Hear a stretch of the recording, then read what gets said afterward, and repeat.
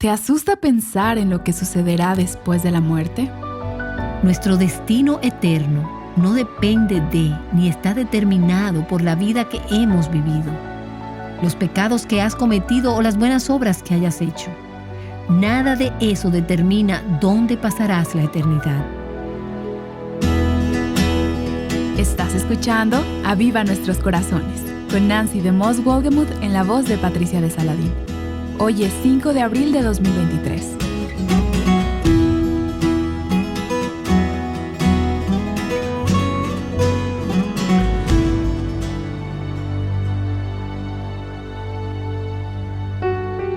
Los que pasaban le injuriaban, meneando la cabeza diciendo: Tú que destruyes el templo y en 3 días lo reedificas, sálvate a ti mismo, si eres el Hijo de Dios, y desciende de la cruz. De igual manera también los principales sacerdotes, junto con los escribas y los ancianos, burlándose de él decían: A otro salvó, a sí mismo no puede salvarse. Rey de Israel es, que baje ahora de la cruz, y creeremos en él. En Dios confía, que le libre ahora, si él le quiere. Porque ha dicho: Yo soy el Hijo de Dios. En la misma forma le injuriaban también los ladrones que habían sido crucificados con él. Los soldados también se burlaban de él, acercándose y ofreciéndole vinagre, y diciendo: Si tú eres el rey de los judíos, sálvate a ti mismo. Esta semana Nancy dio inicio a una serie titulada Redención Incomparable. Y el día de ayer comenzamos a estudiar las últimas palabras de Jesús mientras estaba en la cruz. Si te has sentido abrumada por preguntas acerca de la muerte, hoy Nancy te ayudará a tratar con esta preocupación al meditar en los últimos momentos de la vida de Jesús aquí en la tierra. Tengo una amiga querida cuyo padre murió recientemente después de una larga enfermedad. Su papá fue un creyente en Cristo por mucho tiempo y mi amiga está convencida que su papá conocía al Señor y que está en el cielo con Cristo. Pero la mamá de mi amiga ha estado luchando mucho con dudas acerca de qué le va a pasar a su esposo. Ella le ha dicho a mi amiga vez tras vez: ¿crees que realmente esté en el cielo? ¿Cuántas de las que nos escuchan dirían que alguna vez han luchado con dudas o temores acerca de lo que pasa después de la muerte, sea tu propia muerte o aquella de un ser querido? Creo que muchas. Bueno, las 7 palabras de la cruz que estamos viendo en esta serie comenzaron con una oración pidiendo que Dios perdonara a los enemigos de Jesús. Y vimos esto ayer. Hoy llegamos a la segunda declaración de la cruz, la cual es una palabra de garantía. Esta es una hermosa y maravillosa palabra que puede acabar con las dudas. Dudas acerca de lo que pasa después de nuestra muerte o la muerte de un ser querido. Queremos hoy continuar en las Escrituras donde nos quedamos ayer, en el recuento de Lucas, en Lucas capítulo 23. Solo déjame echar atrás un par de versículos al versículo 32 para darnos el contexto para esta palabra. Y llevaban también a otros 2, quienes eran malhechores, para ser muertos con él. Cuando llegaron al lugar llamado la Calavera, crucificaron allí a Jesús y a los malhechores, uno a la derecha y otro a la izquierda. Y Jesús decía: Padre, perdónalos, porque no saben lo que hacen. Y echaron suertes repartiendo entre sí sus vestidos. Y el pueblo estaba allí mirando, y aun los gobernadores se mofaban de él, diciendo: ¿A otros salvó? Que se salve a sí mismo si este es el Cristo de Dios, su escogido. Los soldados también se burlaban de él, acercándose ofreciéndole vinagre, y diciendo: Si tú eres el rey de los judíos, como dice el letrero arriba de tu cabeza, sálvate a ti mismo. Aquí tenemos abuso lanzado hacia Cristo de entre la multitud, de los soldados romanos, de los líderes religiosos. Y luego, en el versículo 39, también de los malhechores. Uno de los malhechores que estaban colgados allí le lanzaba insultos, y la palabra ahí lo blasfemaba, diciendo: No eres tú el Cristo, sálvate a ti mismo y a nosotros. Ahora, en el recuento de Lucas, solo se refiere a uno de los malhechores como burlándose y despreciando a Cristo de esta manera.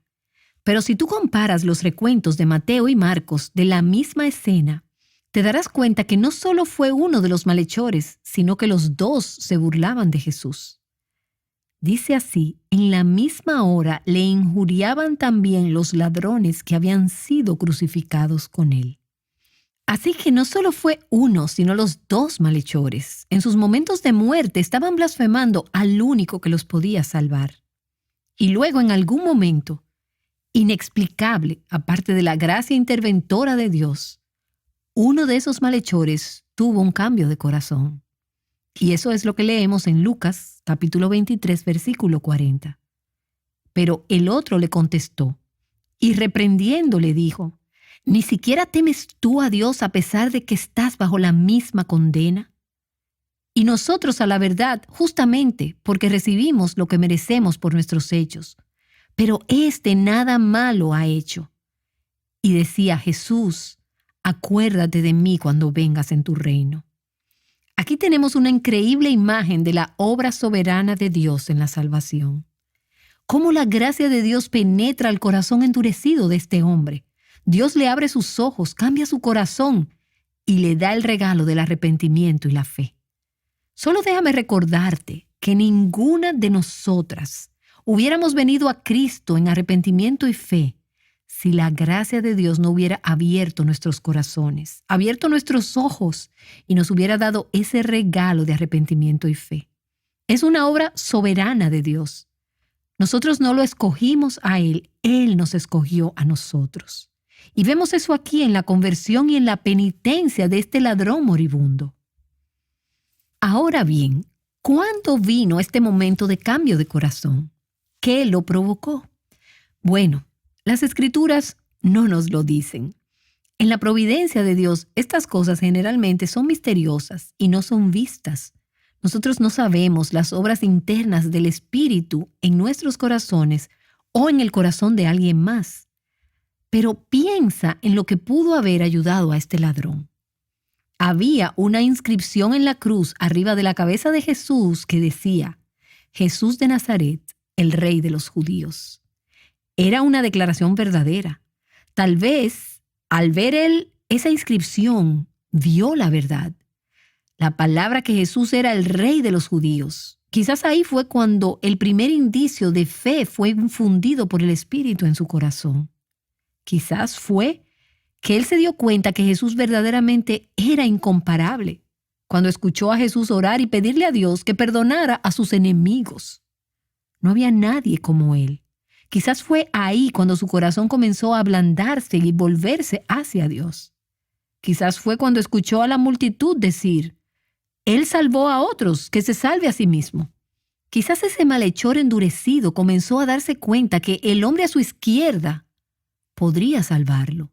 Él sabía que no podía salvarse a sí mismo. Quizás eso fue lo que lo trajo al momento de depender de Cristo y solamente de Cristo para salvación. Sabemos que este hombre no era un teólogo, no era un estudiante de la Biblia, él no sabía mucha doctrina, pero sí se dio cuenta de unas cuantas cosas importantes y llegó a darse cuenta de ellas en un corto lapso de tiempo. Se dio cuenta que se debía temer a Dios. Le dijo eso al otro malhechor. Se dio cuenta que era culpable, que estaba sufriendo el juicio que merecía por sus pecados. Quizás fue todo el camino a la cruz diciendo: no soy culpable. No lo sabemos. Pero a este punto vino a reconocer que en realidad era culpable y que estaba sufriendo justamente por sus pecados. También se dio cuenta que el hombre muriendo al lado de él no era culpable, que él era inocente de todo pecado, que él estaba muriendo una muerte que no merecía. Se dio cuenta que Jesús tenía un reino. Acuérdate de mí cuando vengas en tu reino. Jesús era el rey de ese reino, y su única esperanza era apelar a este rey por un perdón real y por misericordia. Amigas, ese es el Evangelio.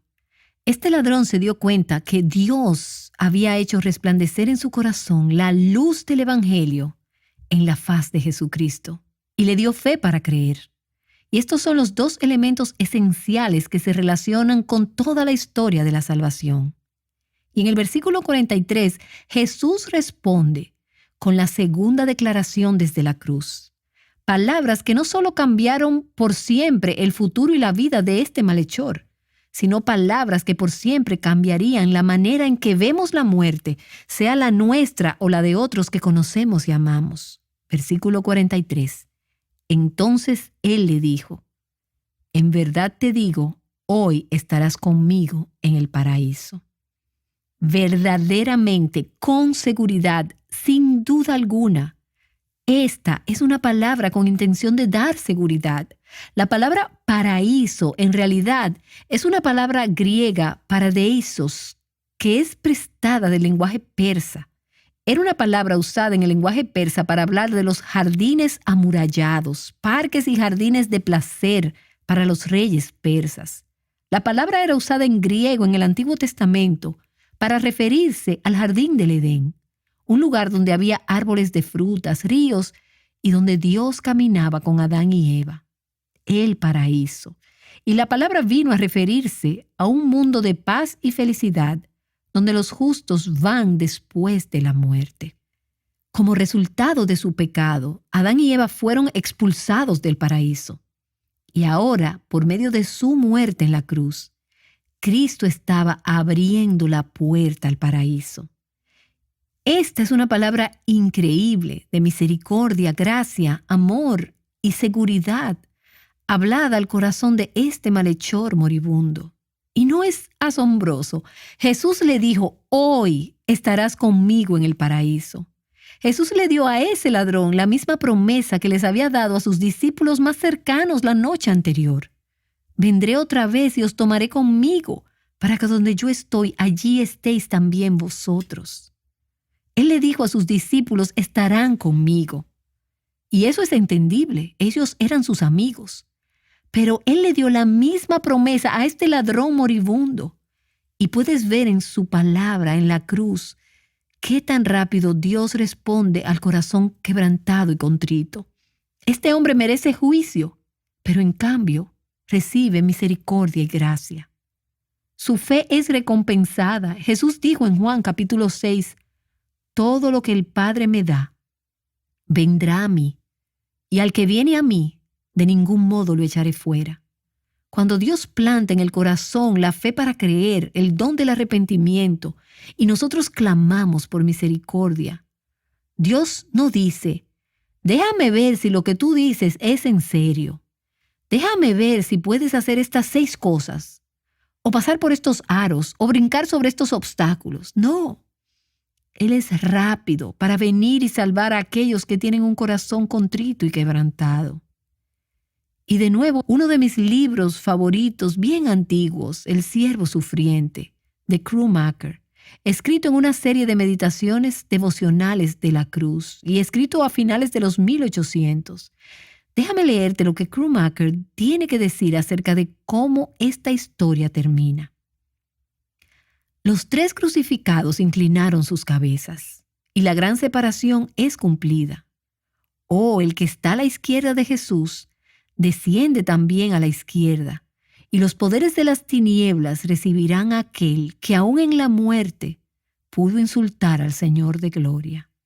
El malhechor de la derecha, al contrario, se eleva hacia el cielo al lado del príncipe de paz, y recibido en su carruaje triunfal, pasa en medio de las aclamaciones de los ángeles a través de las puertas del paraíso. ¿Te imaginas esa escena? Él fue el primer heraldo, quien con su aparición allí trajo a los espíritus glorificados el conocimiento de que Cristo había ganado la gran batalla de nuestra liberación. Él fue el primero en decirle a esos espíritus glorificados en el cielo: ha terminado, el paraíso ha sido abierto, Él ha ganado nuestra liberación a través de su obra en la cruz.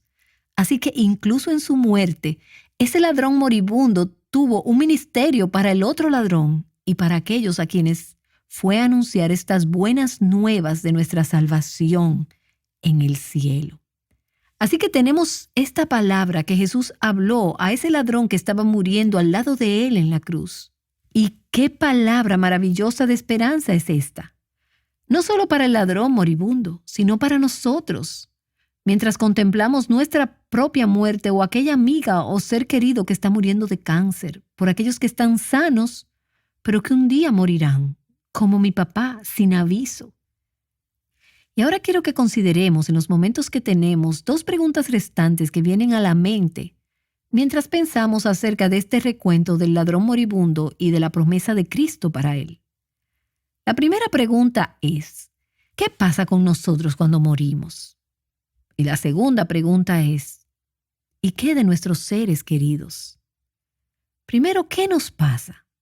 Bueno, para poder hablar sobre eso, tenemos que recordarnos que el ladrón en la cruz representa a cada uno de nosotros.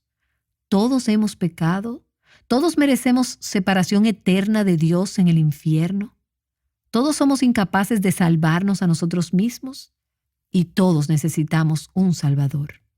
Todo lo que dijo ese ladrón de sí mismo es cierto para nosotras. Todas merecemos morir. Estamos sufriendo una condenación justa por nuestros pecados. Si Dios nos mandara al infierno, separados de Cristo, eso sería justo. Pero Él no hizo mal alguno. Ese ladrón se dio cuenta, como nosotros debemos darnos cuenta, de nuestra incapacidad y de nuestra necesidad de un Salvador. Y vemos eso en esa historia, que la muerte física no es el final de la historia. Nuestras almas siguen viviendo después que tomemos nuestro último aliento y seamos puestos bajo la tierra. Vemos en la promesa de Jesús que en el momento que un creyente muere, su alma está con el Señor, seguro y bendecido. Jesús le dijo, hoy estarás conmigo en el paraíso. En el momento en que ese ladrón murió, estaba en la presencia de Dios. Ahora, ese lugar a donde van nuestros espíritus cuando morimos no es nuestro hogar final, pero eso sería toda una serie. Sabemos que un día Dios hará un cielo nuevo y una tierra nueva. Pero también sabemos, contrario a muchas otras corrientes de teología que se han enseñado a través de los años, que no hay un tiempo de espera entre la muerte y el estar con el Señor. Como Pablo dijo en 2 Corintios capítulo 5, que estar ausentes del cuerpo es habitar con el Señor. En ese día, en esa hora, en ese momento. Y mientras reflexionamos en esta historia, somos recordados que o vamos a estar con Cristo o vamos a ser separados de Él eternamente. A.W. Pink, un autor que ha escrito un maravilloso libro acerca de las 7 palabras de Cristo desde la cruz, señala que había 2 malhechores que fueron crucificados con Cristo ese día. Eran igualmente culpables. Los 2 estaban cerca de Jesús al morir. Los 2 lo escucharon pedirle a su Padre que perdonara a sus enemigos. Los 2 merecían morir y pasar la eternidad separados de Cristo. Ninguno merecía estar con Jesús en el paraíso. Pero el corazón de uno se derritió en arrepentimiento, mientras que el corazón del otro se mantuvo duro e inquebrantable. Esto es un recordatorio que la gente puede oír el mismo mensaje, ser expuesta a la misma verdad, igual como muchas personas están escuchando esta serie acerca de la cruz de Cristo y lo que Él hizo por nosotros. Uno responde y recibe por fe la obra de Cristo en la cruz por Él, y el otro no. Expuestos a la misma verdad, 2 personas creciendo en la misma casa, sentados en la misma iglesia, escuchando el mismo mensaje, escuchando mi voz hoy. Una vez que respiraron su último aliento, estos malhechores tomaron 2 caminos separados. Fueron a 2 destinos muy diferentes y fueron separados por toda la eternidad. Lo que me lleva a recordarte, nuestro destino eterno no depende de ni está determinado por la vida que hemos vivido, los pecados que has cometido o las buenas obras que hayas hecho. Nada de eso determina dónde pasarás la eternidad. El ladrón en la cruz era un criminal malo. No había ninguna manera en este punto, ninguna manera jamás, que él pudiera hacer enmiendas por su pecado. Si tan solo tuviera poco tiempo para vivir o si tuviera otros 100,000 años para vivir, él nunca hubiera podido hacer enmiendas por su pecado. Era muy tarde para él poder hacer buenas obras. No había tiempo para ser bautizado o que se le leyeran sus últimos sacramentos. Se estaba preparando para morir.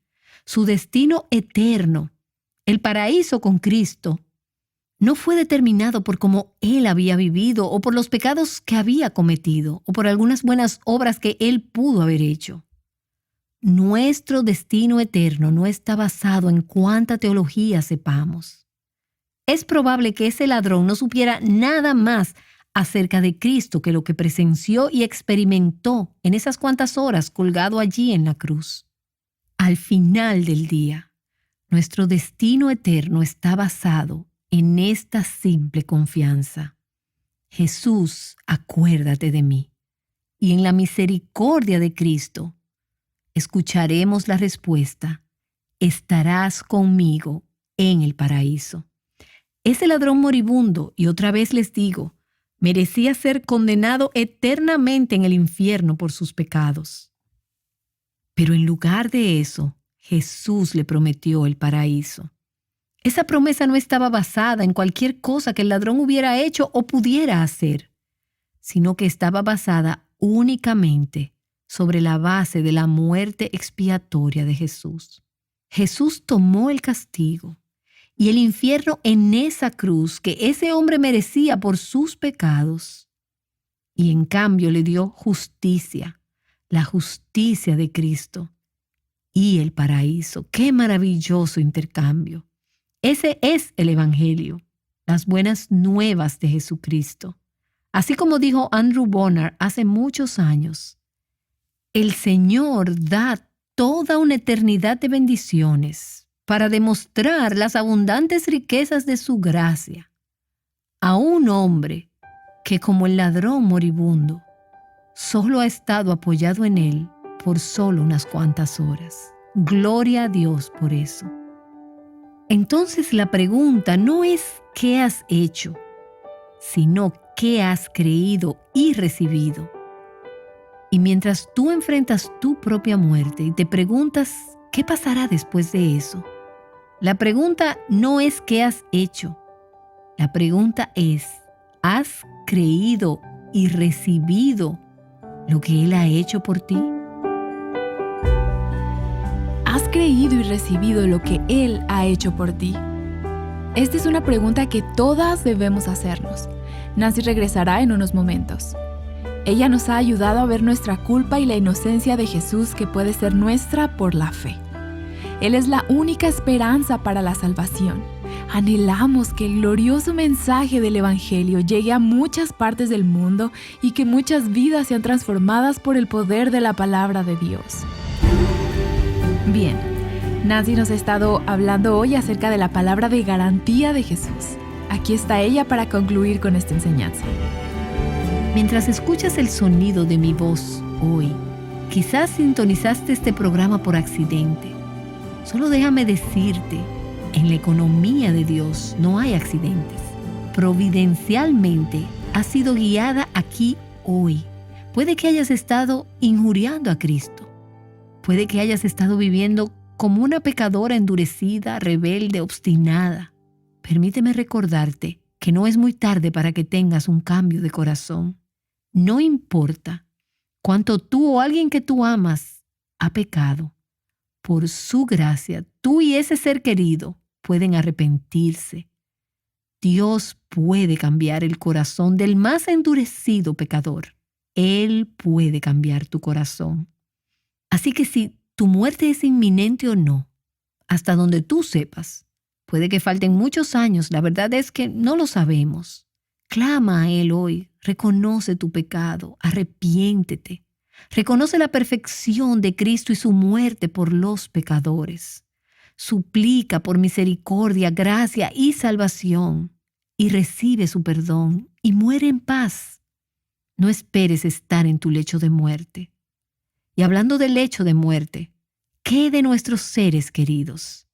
Te quiero dar una palabra de aliento aquí. Primero, cuando tú sabes que tu ser querido, que está muriendo o ha muerto recientemente, cuando tú sabes que ha confiado en Cristo, recuerda que Jesús pudo con confianza asegurarle a este hombre moribundo hoy estarás conmigo en el paraíso. Algunas de las últimas palabras de Cristo fueron ofrecer seguridad y consuelo a este hombre.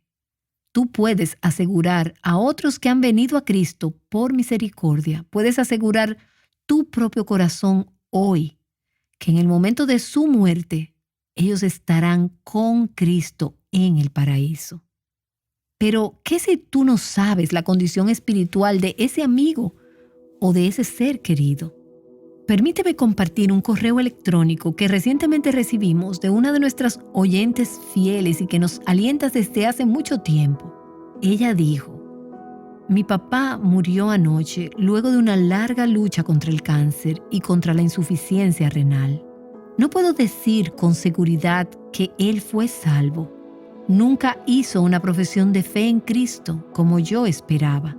Sin embargo, puede que él se haya llevado la fe que le fue dada y tomado inventario de su vida, callado mientras todavía podía pensar.